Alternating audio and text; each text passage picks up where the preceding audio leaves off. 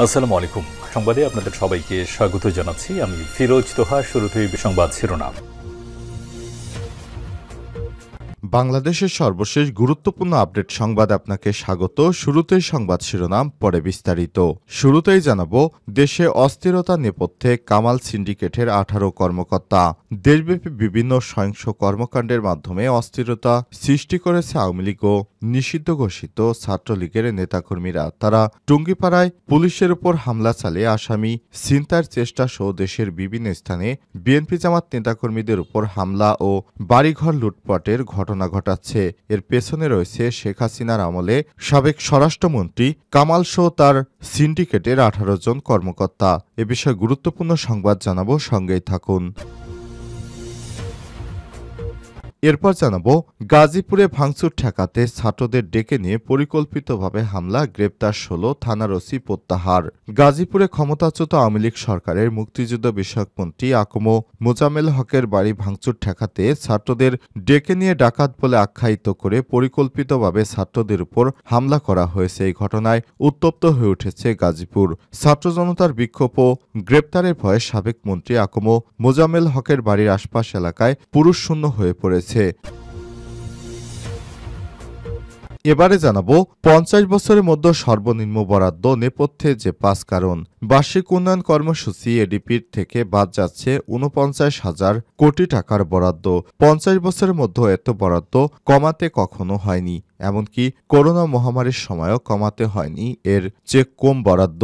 এ অবস্থার নেপথ্যে রয়েছে প্রধান 5টি কারণ। কারণগুলো সম্পর্কে বিস্তারিত জানাবো, সঙ্গেই থাকুন। এদিকে কেন্দ্রীয় ব্যাংকের 35 কর্মকর্তার লকার খুলছে আজ। বিদেশে নাগরিকত্ব গ্রহণ ও অর্থ পাচার, ক্ষমতার অপব্যবহার এবং অবৈধ সম্পদ অর্জন, শেয়ারবাজার থেকে প্রতারণামূলকের মাধ্যমে অর্থ হাতিয়ে নেওয়া, রিজার্ভের অর্থ 9-6 ও সঞ্চয়পত্র জালিয়াতির মাধ্যমে টাকা আত্মসাতের ঘটনায় কেন্দ্রীয় ব্যাংকের সাবেক ও বর্তমান 35 জন কর্মকর্তাকে নজরদারিতে রেখেছে দুর্নীতি দমন কমিশন দুদক। এসব কর্মকর্তাদের ব্যক্তিগত লকার আজ খুলে সেই সম্পদ পরীক্ষা করবে দুদক। এদিকে 11 ফেব্রুয়ারি থেকে দেশব্যাপী জনসভার ঘোষণা বিএনপির। আগামী 11 ফেব্রুয়ারি থেকে দেশব্যাপী জনসভা করার ঘোষণা দিয়েছে বাংলাদেশ জাতীয়তাবাদী দল বিএনপি। নিত্য প্রয়োজনীয় পণ্যের মূল্যবৃদ্ধি সহনীয় পর্যায়ে রাখা, অবনতিশীল আইনশৃঙ্খলা পরিস্থিতি উন্নতি করা, দ্রুত গণতান্ত্রিক যাত্রাপথে উত্তরণের জন্য নির্বাচনী রোডম্যাপ ঘোষণা করা এবং রাষ্ট্রে পতিত ফ্যাসিবাদে নানা চক্রান্তের অপচেষ্টা মোকাবেলা সহ বিভিন্ন দাবিতে আগামী 11 ফেব্রুয়ারি থেকে রমজান শুরু হওয়ার আগ পর্যন্ত বিএনপির উদ্যোগে সারা দেশে জেলা মহানগর পর্যায়ে সভা সমাবেশ অনুষ্ঠিত হবে। এবং সর্বশেষ জানাবো, মেক্সিকোতে সংঘর্ষের পর বাসে ভয়াবহ অগ্নিকাণ্ড, নিহত 41। মেক্সিকোর দক্ষিণাঞ্চলের তাবাস্কো প্রদেশে বাস দুর্ঘটনায় কমপক্ষে 41 ব্যক্তি নিহত হয়েছে। এছাড়া আহত হয়েছে বেশ কয়েকজন। রোববার 9 ফেব্রুয়ারি এই প্রতিবেদনে সব তথ্য জানিয়েছে ব্রিটিশ সংবাদ মাধ্যম বিবিসি। প্রতিবেদনে বলা হয়েছে, মেক্সিকোর দক্ষিণাঞ্চলে একটি বাস দুর্ঘটনায় অন্তত 41 জন মারা গেছেন বলে তাবাস্কো প্রদেশের সরকার জানিয়েছে। প্রিয় দর্শক, এতক্ষণ শুনছিলেন সংবাদ শিরোনাম, এবারে বিস্তারিত। তবে তার আগে বন্ধুরা, অনুরোধ থাকবে সংবাদটিতে একটি লাইক দিন। এই চ্যানেলে আপনি নতুন হয়ে থাকলে আমাদের সংবাদটি দেখতে দেখতে চ্যানেলটি সাবস্ক্রাইব করে রাখুন, যাতে করে বন্ধুরা আমাদের পরবর্তী লেটেস্ট আপডেট সংবাদগুলো সবার আগে আপনার কাছে পৌঁছে যায়। কমেন্ট করে আপনার মূল্যবান মতামত জানিয়ে দিন আপনি বিশ্বের কোন দেশ থেকে বা বাংলাদেশের কোন স্থান থেকে আমাদের এই সংবাদটি দেখছেন এবং শুনছেন। এবারে বিস্তারিত। দেশে অস্থিরতার নেপথ্যে কামাল সিন্ডিকেটের 18 কর্মকর্তা। দেশব্যাপী বিভিন্ন কর্মসূচি ও কর্মকাণ্ডের মাধ্যমে অস্থিরতা সৃষ্টি করছে আওয়ামী লীগ ও নিষিদ্ধ ঘোষিত ছাত্রলীগের নেতাকর্মীরা। তারা টুঙ্গিপাড়ায় পুলিশের উপর হামলা চালিয়ে আসামি ছিনতাইয়ের চেষ্টা সহ দেশের বিভিন্ন স্থানে বিএনপি জামাত নেতাকর্মীদের উপর হামলা ও বাড়িঘর লুটপাটের ঘটনা ঘটাচ্ছে। সভাপতি শেখ হাসিনা গত 5ই আগস্ট ক্ষমতা ছেড়ে দেশ ছেড়ে পালিয়ে যাবার পরে এই ধরনের কর্মকাণ্ড শুরু করেছে দলটির নেতাকর্মীরা। আইন শৃঙ্খলা নিয়ন্ত্রণের দায়িত্ব দায়িত্বে থাকা সাবেক স্বরাষ্ট্রমন্ত্রী আসাদুজ্জামান খান কামালের সিন্ডিকেটের ১৮ কর্মকর্তা এবং পুলিশের কিছু গুরুত্বপূর্ণ জায়গা শেখ হাসিনার আস্থাভাজন কর্মকর্তারা বহাল থাকায় এখনও এই ধরনের ঘটনা ঘটছে বলে মনে করছেন সংশ্লিষ্ট ব্যক্তিরা। তবে এ বিষয়ে কোনো ব্যবস্থা নিচ্ছে না স্বরাষ্ট্র মন্ত্রণালয়ের ঊর্ধ্বতন কর্মকর্তারা। স্বরাষ্ট্র মন্ত্রণালয়ের সংশ্লিষ্ট ব্যক্তিরা জানান, স্বৈরাচারী আওয়ামী লীগের শাসনামলে চাকরি থেকে স্বরাষ্ট্র মন্ত্রণালয় ছিল সবচেয়ে বেশি আকর্ষণীয় স্থান। মন্ত্রণালয় ছাড়াও পুলিশের পদায়ন নিয়ন্ত্রণ করত তৎকালীন স্বরাষ্ট্রমন্ত্রী আসাদুজ্জামান খান কামাল এবং সাবেক অতিরিক্ত সচিব ড হারুনুর রশিদ বিশ্বাসের সিন্ডিকেট। ওই সিন্ডিকেটের অন্যতম হোতা ছিল যুগ্ম সচিব ধনঞ্জয় কুমার দাস। ২০২২ সালের ১০ এপ্রিল সরকারের একটি গোপন প্রতিবেদনে ধনঞ্জয় কুমার দাস সম্পর্কে উল্লেখ করা হয়েছে, তিনি চরম দুর্নীতিগ্রস্ত ও কট্টর ইসকনপন্থী। ২০১৮ সালের ২৮ ফেব্রুয়ারি থেকে জননিরাপত্তা বিভাগে কর্মরত। পুলিশ নিয়োগ বদলি, বাণিজ্য করে বিপুল পরিমাণ অর্থের মালিক হয়েছেন ধনঞ্জয়। হাসিনা সরকারের পতনের পর সাম্প্রদায়িক দাঙ্গা বাঁধাতে নানা রকম চেষ্টা করেছেন তিনি। এমনকি শিক্ষার্থীদের আন্দোলন দমন করতে নিজেই মাঠে নেমেছিলেন। স্বরাষ্ট্র মন্ত্রণালয়ের পরিকল্পনা শাখার দায়িত্বে থাকা এই যুগ্ম সচিব। মন্ত্রণালয় কোনো কর্মকর্তাদের পদায়ন করতে হলে মৌখিক নির্দেশনা নিতে হতো এই সিন্ডিকেটের থেকে। শিক্ষা জীবনে ছাত্রলীগের রাজনীতিতে যুক্ত ছিলেন অথচ আওয়ামী লীগ পরিবারের সদস্য না হলেও এই মন্ত্রণালয়ের পদায়ন পাওয়া ছিল অসম্ভব। কামাল হারুন ধনঞ্জয় সিন্ডিকেটের আশীর্বাদে স্বরাষ্ট্র মন্ত্রণালয়ে পদায়ন পাওয়া ১৯ কর্মকর্তা এখনও বহাল তবিয়তে রয়েছে, যারা শেখ হাসিনার সাথে তালে তাল মিলিয়ে ধনঞ্জয়ের সাথে নিয়মিত যোগাযোগ করে আইন শৃঙ্খলা গুরুত্বপূর্ণ তথ্য পাচার করছে, যাতে দেশের বিভিন্ন স্থানে দলটির নেতাকর্মীরা পুলিশের উপর হামলার সাহস পাচ্ছে। গাজীপুরে ভাঙচুর ঠেকাতে ছাত্রদের ডেকে নিয়ে পরিকল্পিতভাবে হামলা, গ্রেপ্তার ১৬, থানার ওসি প্রত্যাহার। গাজীপুরে ক্ষমতাচ্যুত আওয়ামী লীগ সরকারের মুক্তিযুদ্ধ বিষয়ক মন্ত্রী আকম মোজাম্মেল হকের বাড়ি ভাঙচুর ঠেকাতে ছাত্রদের ডেকে নিয়ে ডাকাত আখ্যা দিয়ে পরিকল্পিতভাবে হামলা করা হয়েছে।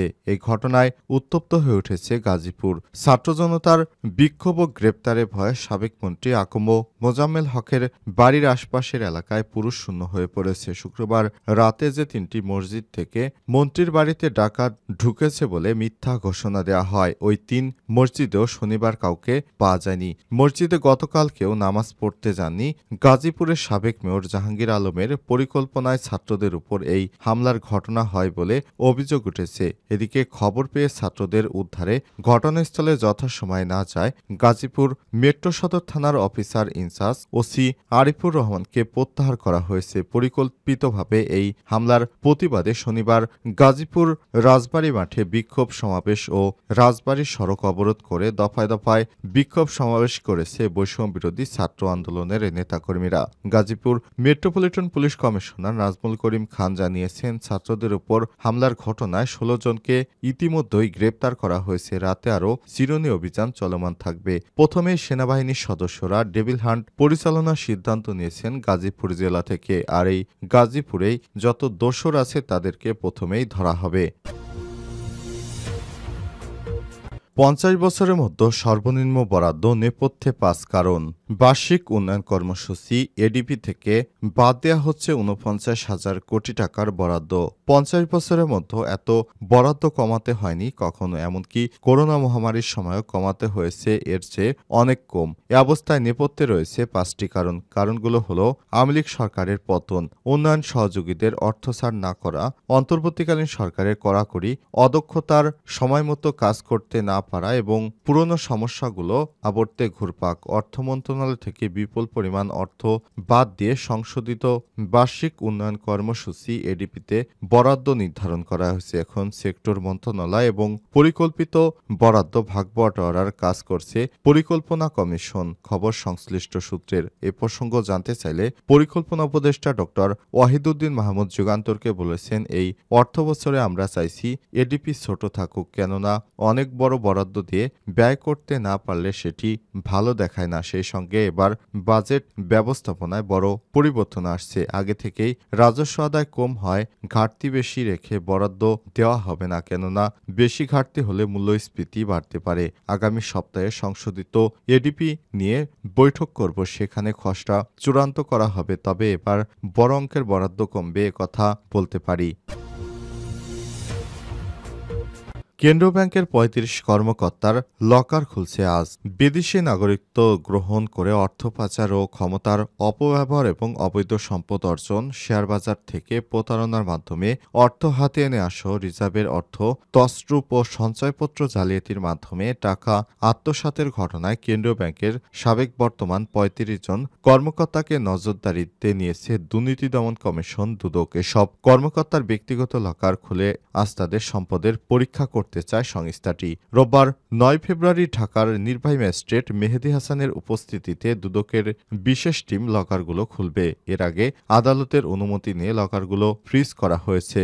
দুদকের পরিচালক কাজী সাইদুজ্জামানের নেতৃত্বে একটি বিশেষ দল এসব লকার খুলে অর্থ সম্পদের তালিকা তৈরি করবে, পরে তা আদালতকে জানাতে হবে। কেন্দ্রীয় ব্যাংকের সাবেক ডেপুটি গভর্নর শীতাংশু কুমার সুর চৌধুরী এসকে সুরের লকার থেকে ৪,৬৯,০০,০০,০০০ টাকা সম্পদ উদ্ধার করা হয়েছে। এছাড়াও ৩৫ কর্মকর্তার বিষয়ে অনুসন্ধান শুরু করে দুদক। তাদের বিরুদ্ধে অর্থ পাচার, জ্ঞাত আয় বহির্ভূত সম্পদ অর্জন এবং বিদেশি নাগরিকত্ব গ্রহণের অভিযোগ রয়েছে। আদালতের অনুমতি পাওয়ার পর থেকে বাংলাদেশ ব্যাংকের বিভিন্ন পর্যায়ের কর্মকর্তারা কর্মচারীদের মধ্যে আতঙ্ক বিরাজ করছে। অনেকেই লকার খোলার বিপক্ষে মত দিয়েছেন, আবার কেউ কেউ চান দুর্নীতিবাজদের অপকর্ম প্রকাশ করা উচিত।